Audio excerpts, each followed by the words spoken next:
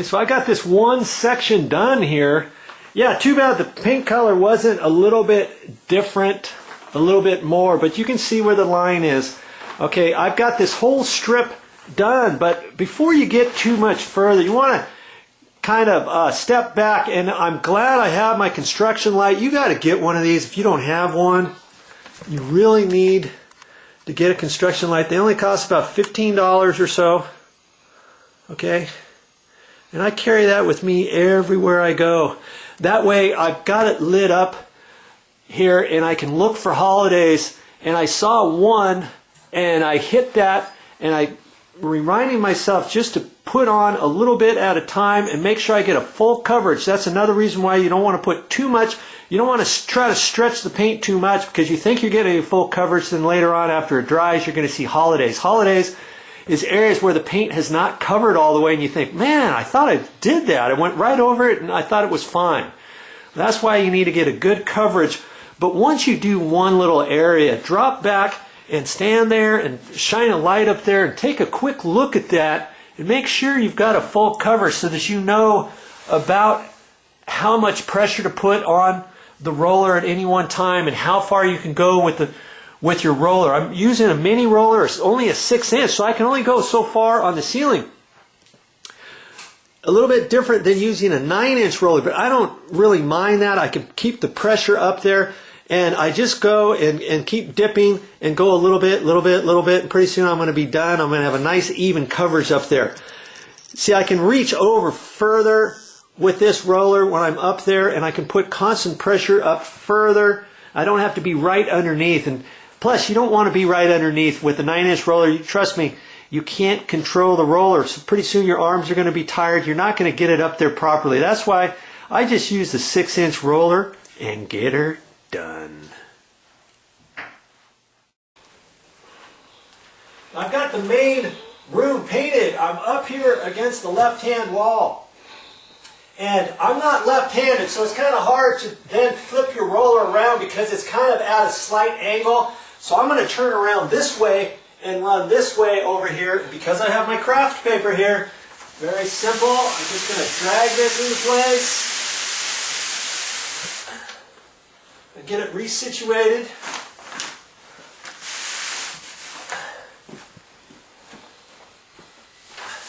This actually works probably better than a drop. I'm kind of used to running the craft paper, and it just seems to do okay. I still don't have much paint on this. The only paint I've got dripped is right here. Now that's dry even. I can walk on that, whatever.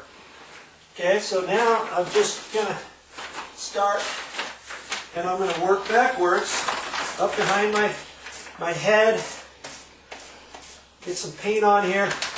Because this has a slight little bend. When you're right-handed, you'll know what I mean as you're putting it up. Then it's very difficult to turn it around and run it with your hand that way, and then it's got a slight tilt on it. So that's why I don't want to go this way as much. Okay, so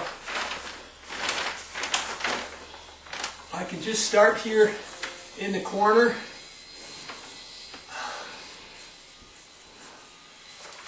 I've got constant pressure on it right up against there.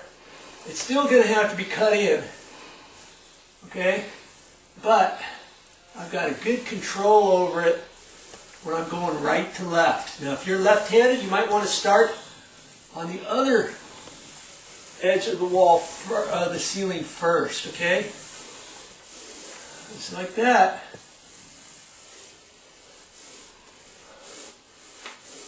This ceiling height is just about right with this roller because I can get constant pressure up there at any one time. And that makes for a nice, even go at it. Okay? You don't want to build up too much paint at the very end of your wall.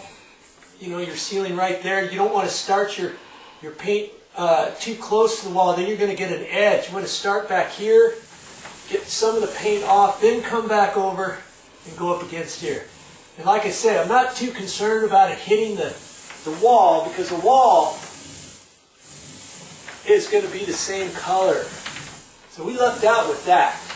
had it been a different color, then we'd have to decide what to do. What I'd probably do is still do the ceiling the same way, and then painting the wall, then I'd have to cut that into the ceiling. Always best. If you're painting the entire room, do the ceiling first, cut it in. If you get some on the walls, that's okay. Then you go back when you're painting the walls and cut in the walls. Okay. I got a nice even flow on there. That section is done. Ready for the next go.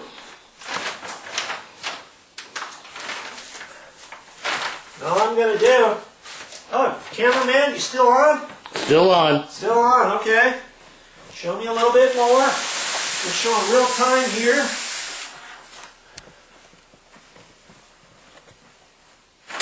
Now also what you can do is you can start to the forward and then work behind you. You know what I mean? Here I'm working behind me and going forward. I don't really have to do that. The other section I started in front of me and then kind of backed up and went back. But I think I can do it this way.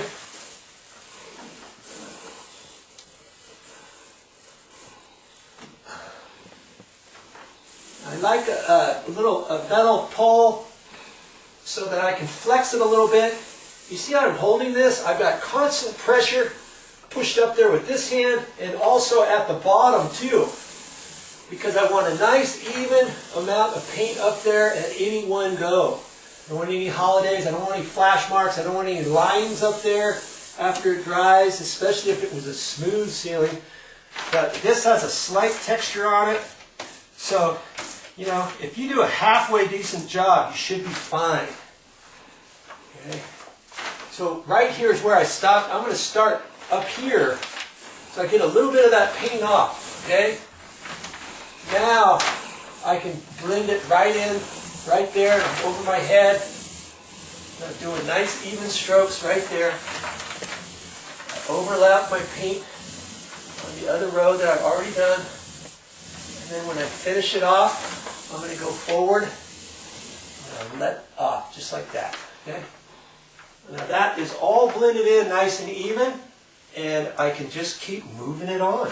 See, I haven't been on this ceiling that long. With a mini roller, I don't want you scoffing, thinking, oh, that's going to take me forever. It's really hasn't taken that long. How long do you think I've been on the ceiling, Tony? Maybe a half hour. Yeah, about that. If I didn't stop and talk to you to show you how it's done too, okay?